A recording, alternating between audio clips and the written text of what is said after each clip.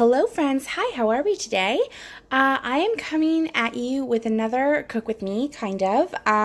This one's a really, really basic, easy recipe that I am pretty obsessed with. I just call it kitchen sink pasta. You can really add anything and everything that you want to it.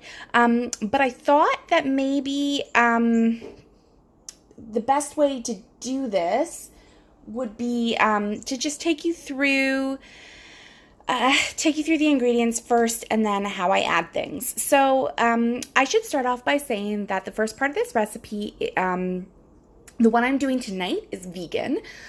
You can very easily make this a non-vegan recipe. You can either make it vegetarian or with meat.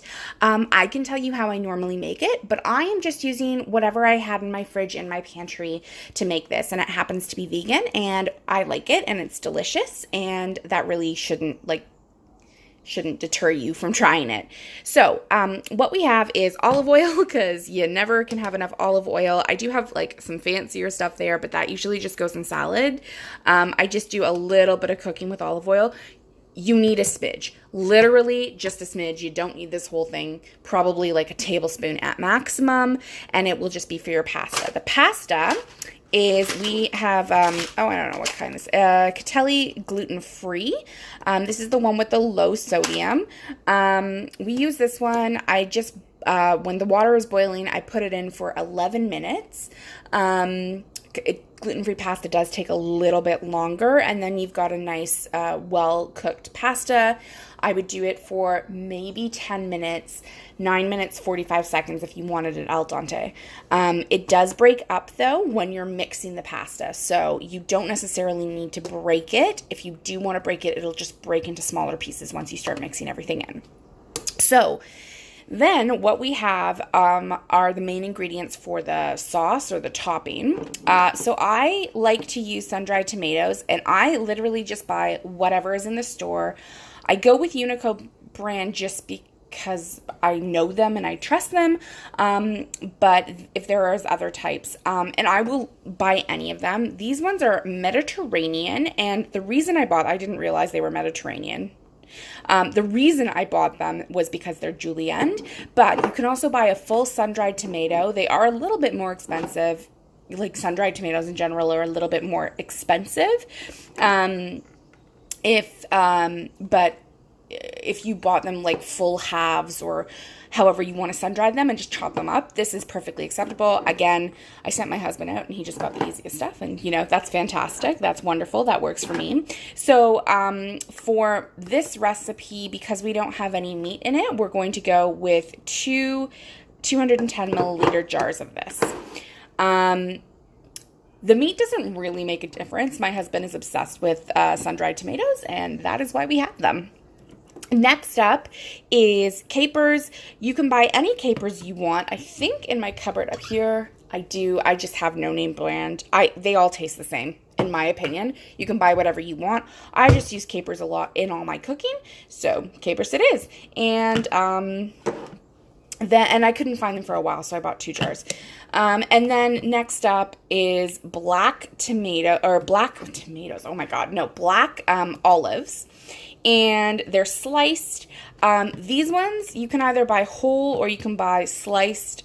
Just watch out for pits if you're doing them whole. I do buy the sliced, again, just because they're easier, and sometimes when you're a new mom, time is of the essence. Now, because we aren't having any traditional proteins, what I do have is some pine nuts. You have to search far and wide to find pine nuts, but if you can find pine nuts, get them. You're not using this whole entire bag. You don't need very many.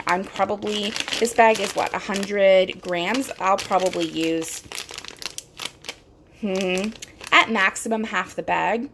Pine nuts are tricky. I am not great at pine nuts. Pine nuts are very, very, very easy to burn.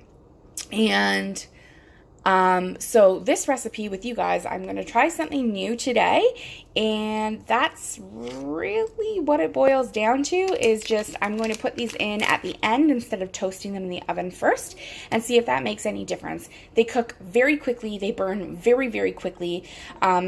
So hopefully I can get them nice and toasted and done, but still cooked if I add them in at the end of my recipe. Now, I don't know why I'm checking. Oh, yeah. So you'll see that this says May 30th, 2021. May I make a suggestion? If you are able to go and spend the big amount of money to find them at Costco, get the big bag at Costco and freeze them. In Canadian dollars, it's about $45 at my Costco to get the big bag. This small, tiny little bag of 100 grams was like $5 something. I just go get the bag. It's like a few pounds and you can freeze them and they last forever. So highly recommend. I personally just like to add this because otherwise this is a very soft textured pasta and this just adds a little bit of variety and interest. So what we're going to do is I'm going to get the pasta cooking and I am going to add everything together. This is such a quick meal. It comes together especially without any meat or any dairy. This meal comes together so quickly, and that's why it's one of my favorite weeknight meals. Anyway, I'll see you in a few seconds. Okay, so the next part of this is fairly quick and fairly easy. So what you want to do is in a big pan over your stove, the biggest pot that you have, preferably high-sided, you want to turn your heat on to medium heat. Now, you don't need oil for this kind. If you did, I would maybe recommend a cooking oil as opposed to olive oil, just because it has a little bit of a higher smoke point. So you can just put your hand, not on the pan because that is very hot, but you're just putting your hand over to let it get warm. And so what you want to do is once it gets kind of warm, I probably should have warmed this up slightly before, you want to get all your sauce toppings ready. So for example, I've drained out all the oil or most of the oil from these sun-dried tomatoes. I've drained out all the excess water from the olives. I have drained out all the water from the caper. And you don't need to add a lot of extra salt to this recipe because capers are very inherently salty. What I did forget to mention before is what I will mention now. It is helpful to have just a splash of lemon juice in there just to marry all the flavors together. Whoops. So you will also notice in this recipe there is no garlic and there is no onion. If anybody knows me, I love garlic. Garlic is my favorite thing. If a recipe calls for 2 cloves, I will most likely at minimum do 10. I love garlic. However, the thing is they're very, very overpowering scents. So you don't necessarily need to have too much of them. So what we can do to start off with, because this is very quick now that the water is boiling and we're waiting for the pasta to go in. Honestly, it's much quicker than I needed this to be, but this can be a warm dish or it can be a cool dish. What you want to do is you want to just get your sun-dried tomatoes, and you can add that extra oil as you do need some kind of moisture to cook this in, but you'll see why I only drained one of the sun-dried tomatoes in a moment.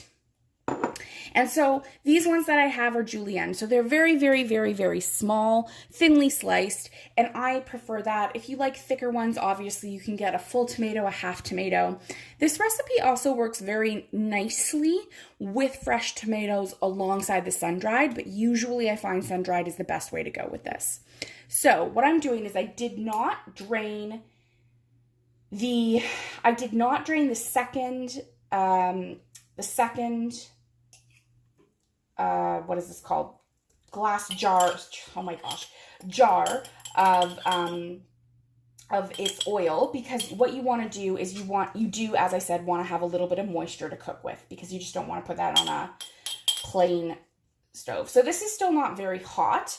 However, we've now got our oils, we've got our sun-dried tomatoes in, and those will cook. So what I would recommend, again, just turn it up. It doesn't need to be a high heat. At the moment, it should be medium. I don't know why this is taking so long to warm up today. Just my luck. When I'm filming a video, it might end up breaking, but I hope not, because this is a brand new stove. So now if we are very quiet, in the background you can hear my baby playing with his toys, but also you can start to hear the oil starting to cook. You guys hear that? Guys hear that? So that oil starting to cook means it's time to just stir, not stir, but sort of spread everything around. I'm just using a fork. I don't know why I'm using a fork. And what I do like to do is silicone cooking utensil, or plastic, whatever you have, just because if you have one of these non-stick pans, you're really going to scratch it up if you use a metal utensil. So don't use a fork like I was doing. Definitely try and use something a little bit more soft for the surface. So you've got that. You can hear it cooking. You can maybe a little bit see the oil starting to bubble, and that's perfect. As I said, this is a very quick meal to make. What we want to do is we're going to add the olives now. Again, this isn't a hard process. This isn't a lengthy process. Now, if you were going to add meat, what I would recommend is doing a prosciutto probably first is the easiest way. Just cutting it into very thin strips, and then cutting the prosciutto into very thin strips, putting it in the pan, and then doing all of this on top of that. But we, as I said, are making a vegan meal today, and that's totally fine. So now we've got our olives mixed in with our sun-dried tomatoes. There's lots of moisture in here. And these are all, I'm sorry to say it, moist products. So you are going to have a little bit of moisture when you cook them. So you just want to sort of flatten it out in the pan, you know. This isn't a mushroom situation. You can crowd the pan a little bit. But what you want to do is you want to make sure that you're getting this cooked. This is a very quick cook time. I don't know why my stove isn't heating up the way it normally does, but it is cooking, it is heating. I don't know if you can see over in this far corner here, but we do have the oil starting to cook. Now, as I said, this is a quick meal. Closer to the end, you want to put in the capers because you don't want to I don't know what I'm going to do here. There, well that, are you going to, no? All right, anyway, you're going to do the capers. The capers are going to go in closer to the end, so you do want to cook this down for a few minutes. Just a few minutes, essentially, until it's fragrant is really the best way I can say that. I have a very good nose, so I typically cook it a little bit longer than that, but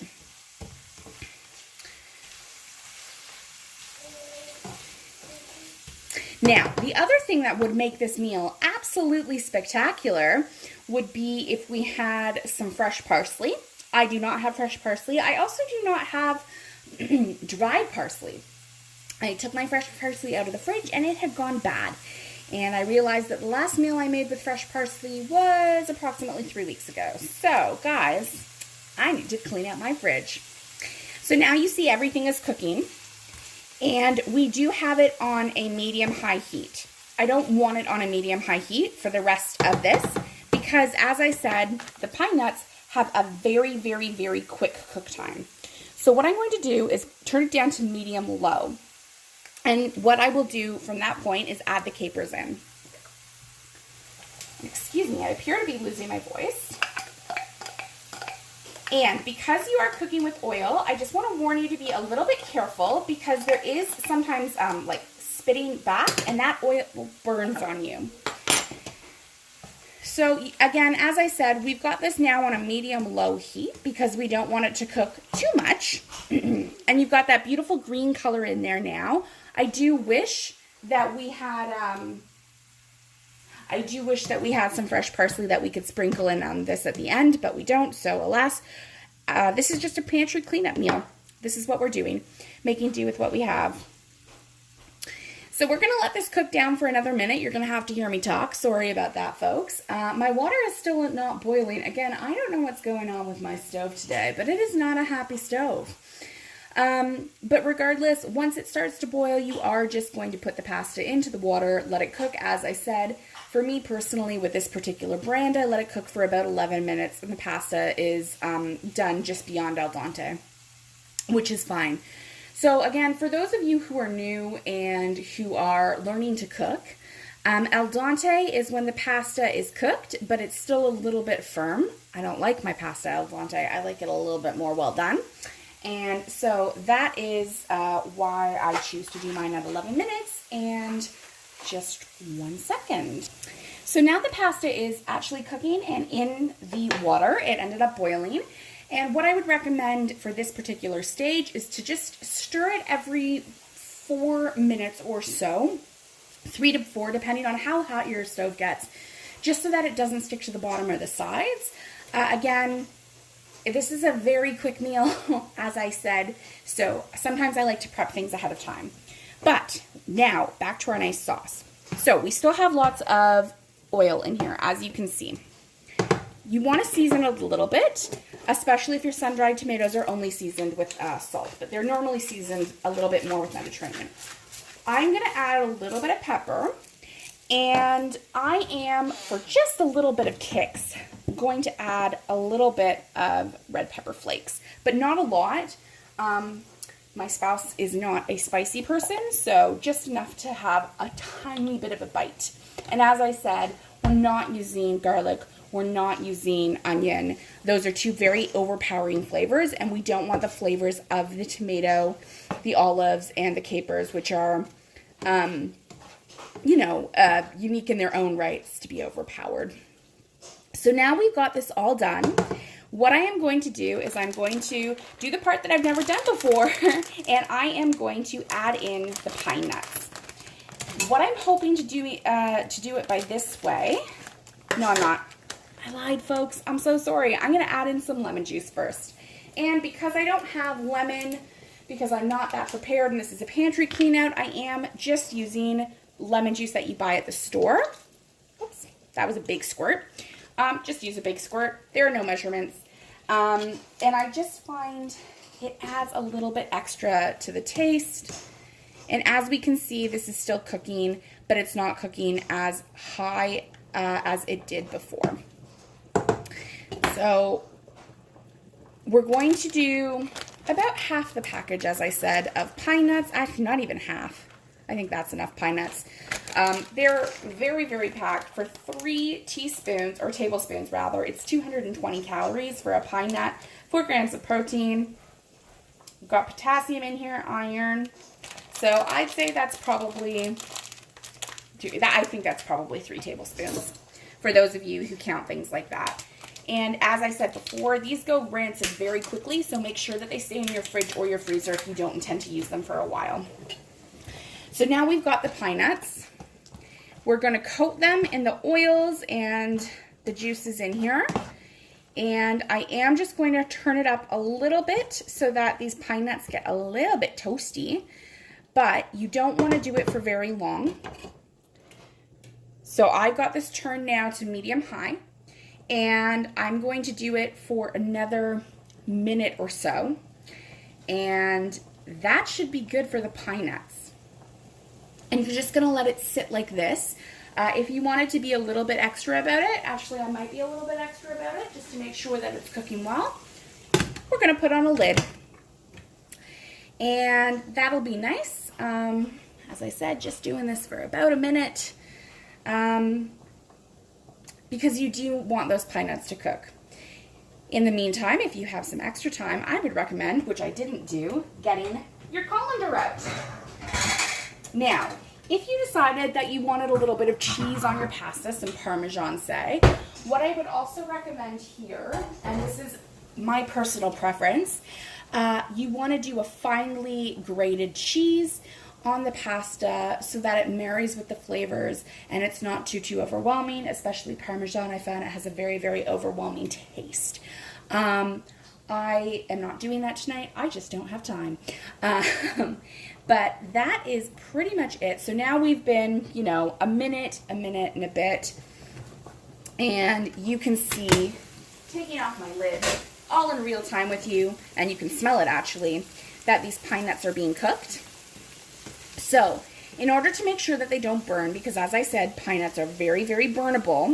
Burnable? They burn very easily. Whew. We're turning this all the way down to low so that it continues to marry the flavors. As I've said how many times now? Marry the flavors. Sorry, guys. Friends. We can put a lid on. If you wanted to, you could turn this off and just let it cook in its own juices for the next however many minutes. We've got 6 minutes left on our pasta, which I should probably stir, as I've been telling you all to stir it quickly. And yeah, that's pretty much the entire meal. I kid you not. It's a very easy, very quick meal. So what I will do is I will come back once the pasta has been cooked and once the pasta is into this pot for our next step. Okay, so now for the final step of this process, we're going to take the same scoop that we were using for the pasta and just stir from the sides over to the middle the toppings or the sauce. I don't know why I keep doing air quotes, but it's just toppings for pasta. You just want to stir it up. This obviously makes a ton of pasta. So for me, it makes enough for me and my spouse. If he wants seconds, then he can have seconds. And then he can bring a lot for work the next 2 or 3 days, and I can have some for leftovers too. So this one package of the pasta makes a lot for us. If you wanted to add to your meal, if you had a bigger family, I would recommend maybe some bread with some either butter or just garlic, and you could make some vegan garlic bread, very easy to do. But what you're doing now is you're just stirring in